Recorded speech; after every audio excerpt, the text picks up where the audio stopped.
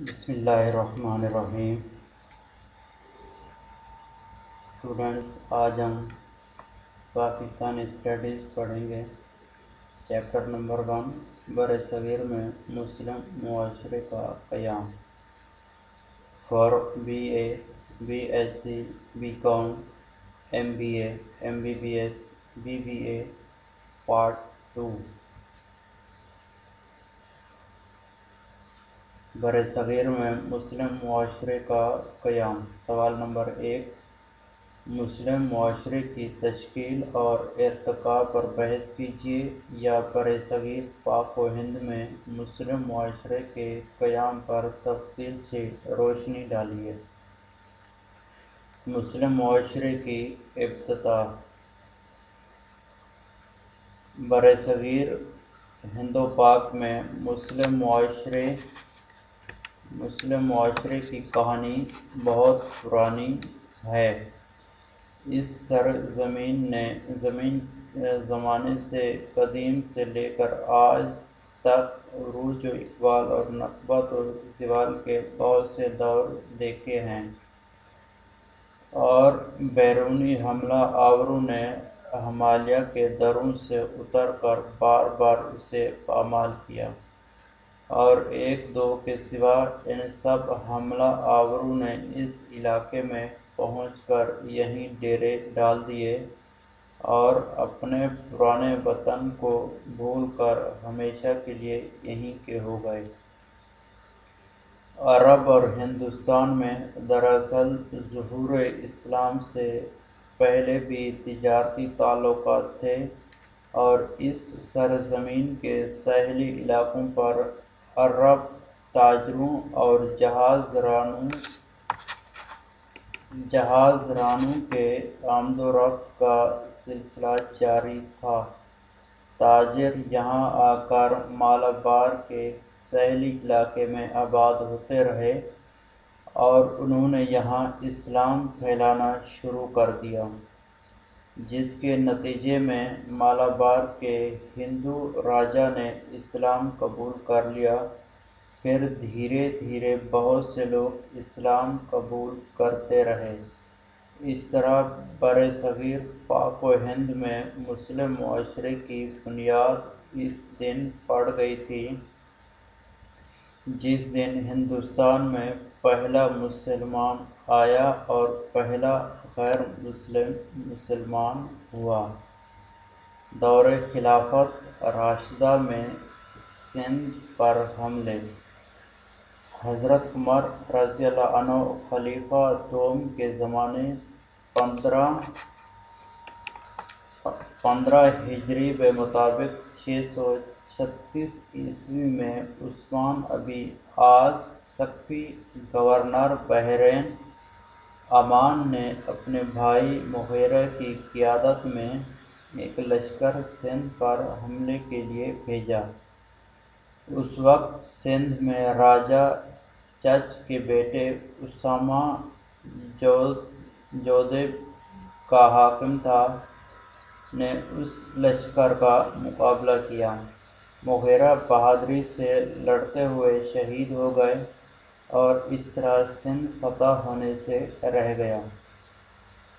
پھر جب 23 ہجری 643 میں حکم تغلبی کی سرداری میں عرب مسلمانوں نے ایران پر حملہ کیا، تو مکران کے راجہ راسل نے سندھ کے راجہ سے مدد مانگی۔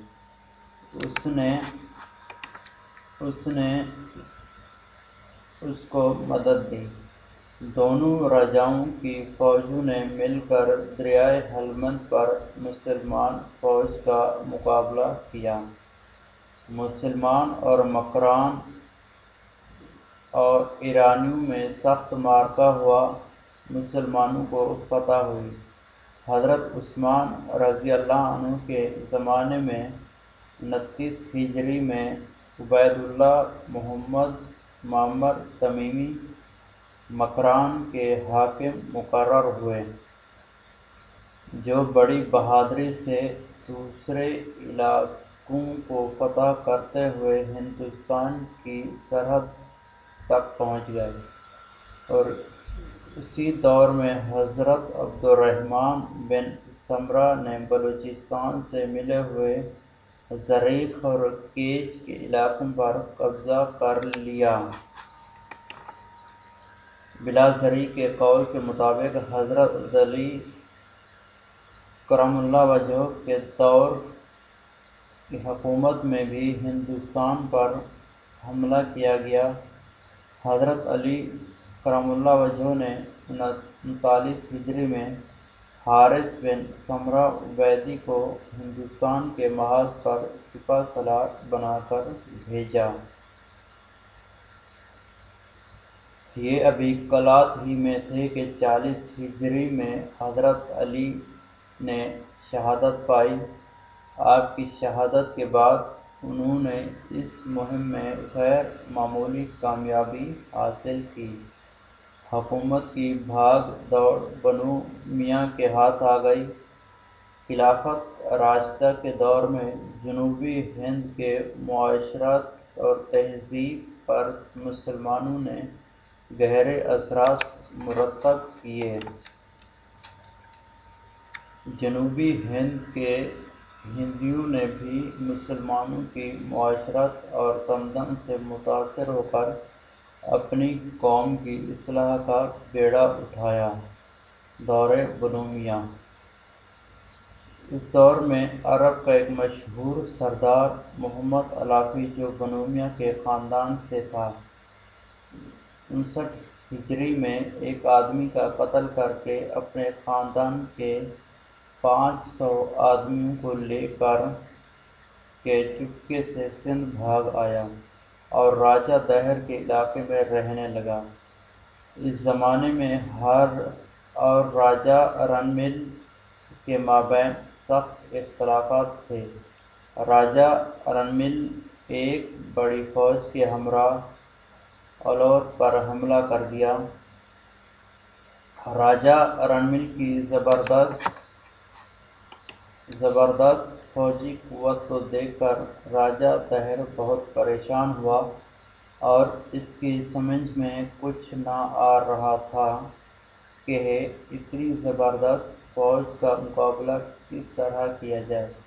چنانچہ اس کے وزیر نے اسے مشورہ دیا کہ سردار محمد علافی اور اس کے آدمیوں سے مشورہ لیا جائے، کیونکہ عرب دلیر اور جنگجو ہوتے ہیں۔ وہ فوراً محمد علافی کے پاس آیا اور اس سے حسن سلوک اور عزت افزائی کا وعدہ دے کر کہا کہ آج رنمل کے ہاتھوں ہمارے ملک پر مصیبت آ رہی ہے، اس کو ٹالنے کے لیے تمہاری مدد کی ضرورت ہے۔ محمد علافی نے راجہ دہر سے کہا کہ تم مجھے کچھ فوج دے دو، پھر میں رنمل سے خود نمٹ لوں گا۔ راجہ دہر نے اسے 5000 فوجی دیے۔ محمد علافی نے ان فوجی سواروں اور اپنے ساتھی عربوں کو لے کر ایک رات جب رنمل کی فوجیں بے خبر سو رہی تھیں، شب خون مارا اور اچانک اس زور کا حملہ کیا۔ رنمل کی فوج میں بھگدڑ مچ گئی۔ ہزاروں آدمی قتل ہوئے اور ہزاروں گرفتار کر لیے گئے۔ دشمن کا بے شمار ساز و سامان ان کو ملا اور 85 ہاتھی ان کے ہاتھ لگے۔ اس کامیابی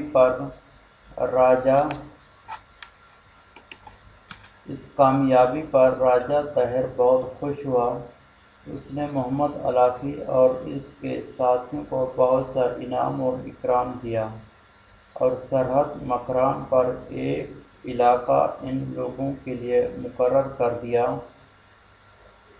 ان لوگوں نے اس علاقے میں پوری آزادی کے ساتھ اسلامی اصولوں کے مطابق زندگی گزارنا شروع کی اور اس علاقے کے غیر مسلموں کے ساتھ حسن سلوک کی اعلیٰ مثال قائم کی، جن سے سرحد مکران اور اس کے گرد و نواح میں اسلامی نظریات اور مسلمانوں کی آمد سے پہلے ہی اسلامی معاشرے کی بنیادیں استوار ہونا شروع ہو گئی تھیں۔